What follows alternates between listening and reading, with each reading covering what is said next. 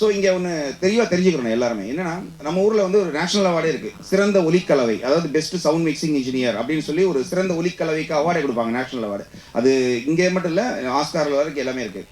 So நான் என்னுடைய வேலை என்னன்னு சொல்கிறேன் பாருங்களேன். இப்போ நான் வந்து ஒரு படத்துக்கு பேக்ரவுண்ட் மியூசிக் பண்ணுறேன், அதை பண்ணி என்னுடைய லெவல் என்னென்னு தெரியும், எவ்வளோ பண்ணணும் என்ன பண்ணணும்னு தெரியும். ஸோ நம்ம அதை பண்ணி இங்கேருந்து ஒரு அவுட் கொடுத்துருவோம். இதுக்கப்புறம் இன்னொரு ப்ராசஸ் இருக்குது, அது வந்து சவுண்ட் எஃபெக்ட்ஸு டயலாக்ஸ் எல்லாம் வச்சு மிக்ஸ் பண்ணி ஒன்று அவுட் வருது. அதுக்கும் மியூசிக் டைரக்டருக்கு சம்மந்தமே கிடையாது. ஆக்சுவலி என்னன்னு கேட்டிங்கன்னா, இது வந்து எதனால்னா சில படங்கள் வந்து இப்போ ரீசெண்டாக ஒரு கேஜிஎஃப்க்கு அப்புறமா எனக்கு அப்படி தான் தோணுது.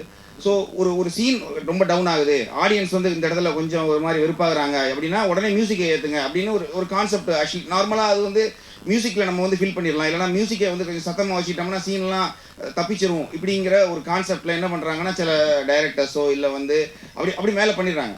நானே வருத்தப்பட்டு பேசினது உண்டு, என்ன எதுக்குங்க இவ்வளோ சவுண்டுன்னு.